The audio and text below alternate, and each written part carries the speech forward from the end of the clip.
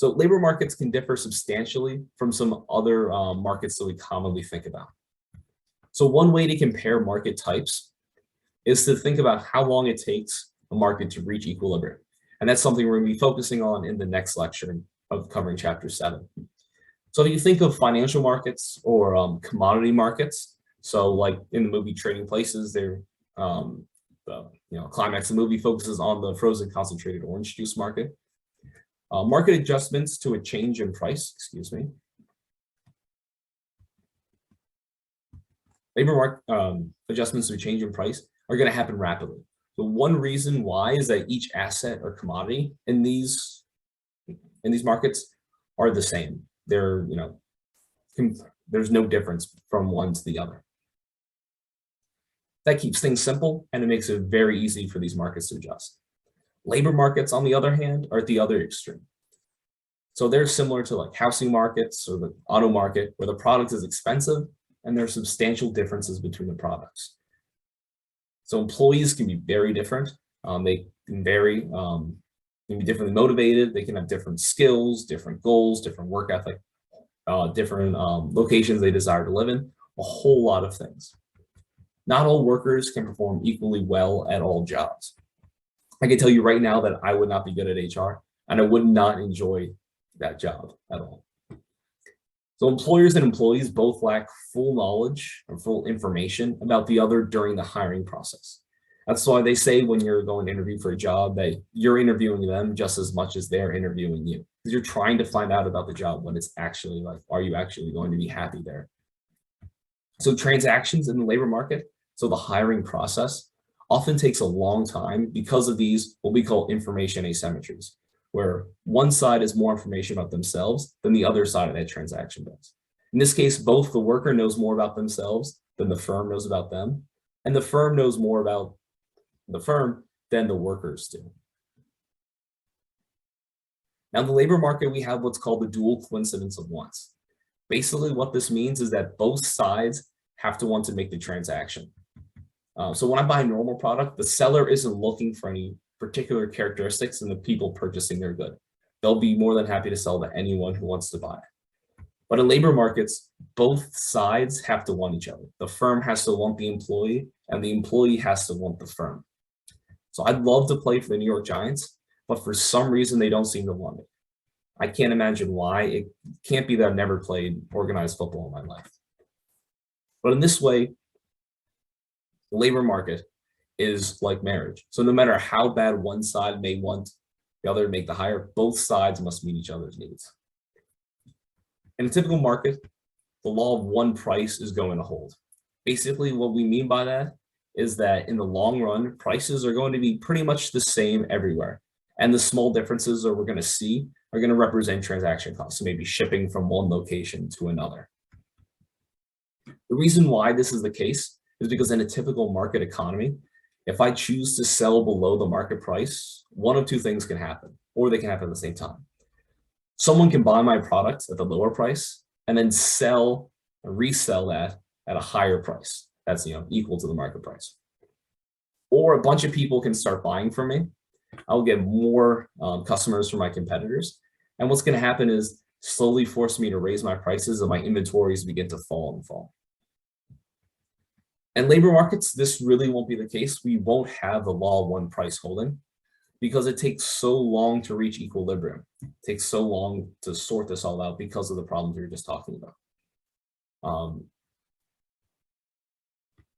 And there's so many differences between each worker and all the open positions in the market. Now, I also want to know, we talk typically about average wages, and we're going to talk about average wages throughout this course. And by average, we mean the median. We use the median in this case because the distribution of wages is skewed by some really high income earners. So when that's the case, the median is more accurate than the mean. But for this median wage or the average wage, it can be useful for comparisons, but we have to remember that it hides some of the underlying differences between employees and positions. So there's a lot of, if you just look at the median wage for an accountant, it's going to vary substantially. The whole distribution wage is going to vary substantially between some of the low earners and the higher earners based on how good those accountants are and the types of jobs that they have.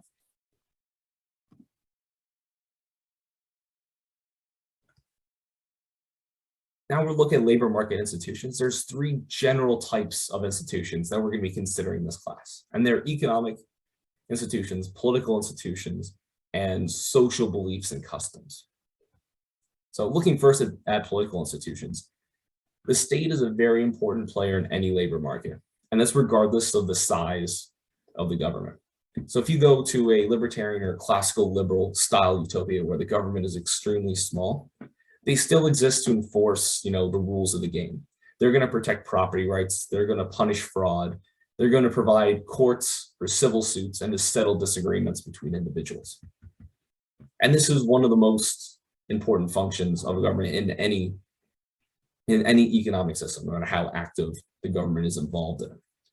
But today, most governments are far more active than this minimal central role in this classical liberal, utopia. So governments are going to use regulation to try to impact employment. So it could be things like protecting workers. They may try to increase competitions through antitrust law, prevent firms from, becoming monopolies. Sometimes governments will go even farther. So they may mandate wages or minimum wages. They may mandate hiring practices, like different quotas that have different, types of people represented within firms. So that all depends on, it can depend on the industry within a country, or it could depend on just the different countries could have these different levels of involvement in government. Economic institutions, these are going to include firms. That's mainly what we're going to talk about. Firms are social organizations that, instead of relying on market forces to direct decision-making, they rely on internal authority, rules, and procedures to make decisions. So things like pay raises, promotions, production techniques, fringe benefits, all these different things, all these decisions internal to the firm are made in, I say, a different way than just relying on supply and demand in the labor market. So it's up, if you've been working for a company for a while, it's going to be up to the management, or it's going to be up to the rules that management have created in the past to whether you're going to get a raise or not.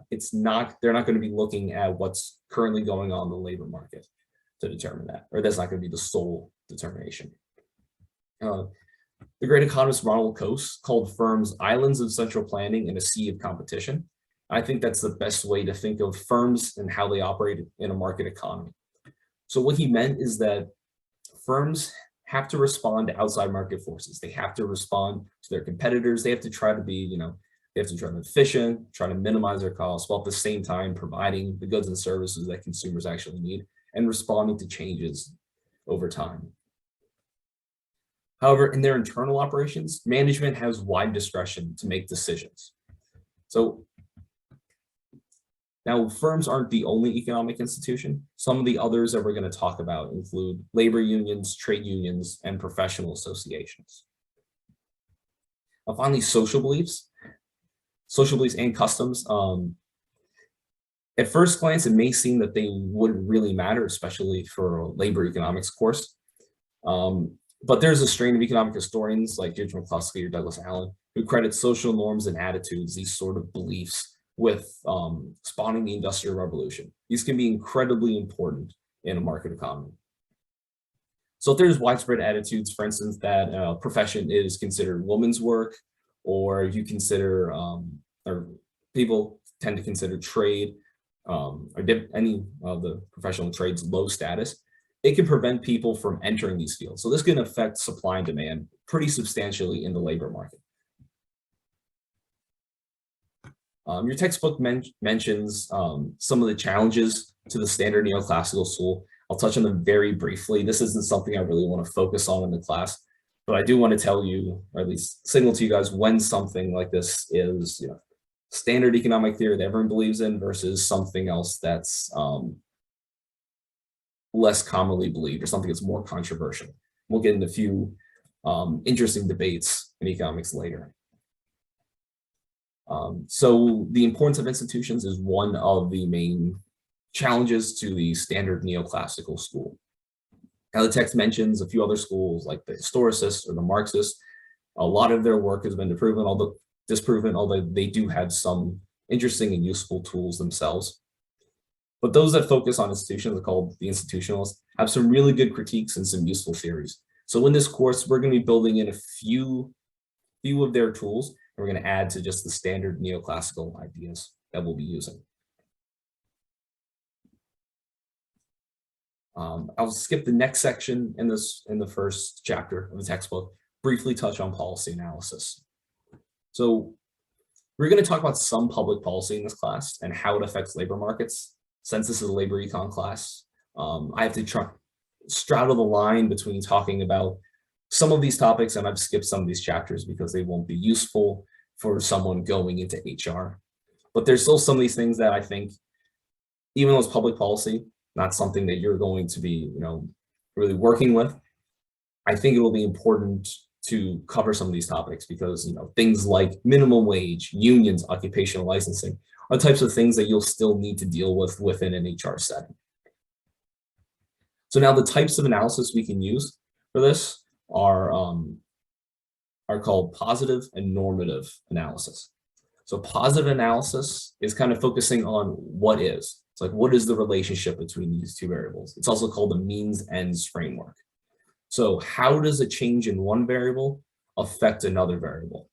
So how does an occupational licensing law impact the wages or the labor supply within that profession? You're only looking at the change in the one variable and then what the effect is, trying to understand the cause and effect. On the other hand, normative is focusing on what focusing on what ought to be. So this is more of a moral framework. So the question is like, should we use public policy to fix it? Is it a good idea to pass this occupational licensing law? This is much more subjective. It's open to our own opinions. Typically, if I'm going to ask you to do any normative analysis, it's going to be backed up by some positive analysis. So you're going to have some sort of argument to state your case. And that brings us to the end of chapter 1. Hopefully this was quick and fairly painless. I'll just very briefly touch on what we're going to do going forward in the course. So for this week, we're also going to talk about the basics of labor supply and demand in chapter 7. And I will have some other resources for you if you're a little rusty on supply and demand and you don't think the textbook covers it well enough, because it's assuming that you probably had some econ courses lately. If you haven't, this supply and demand is a fairly simple and intuitive model once you get it down. So if you do need a refresher, it will be there for you. From there, the next module will look at labor supply. This chapter is going to focus on the hours of work. So we're going to look at that leisure work trade-off. That's going to be chapter 5. After that, we'll do chapter 6. We'll talk about human capital. So like you guys are doing now, education, looking at how people build their skills, how companies reward those skills, how people make decisions about whether or not they should go to school or go back to school. Next chapter, chapter 12, that module will be looking at labor unions. After that, we'll look at internal labor markets, how firms promote people from within, how they try to identify talent, some things like that. That'll be chapter 10. Next is chapter 11. We'll talk about motivating workers.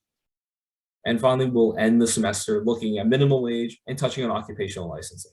I figure since occupational licensing is my research area, this is my area of specialty, and since it's included in the book, we should at least touch on it a little bit.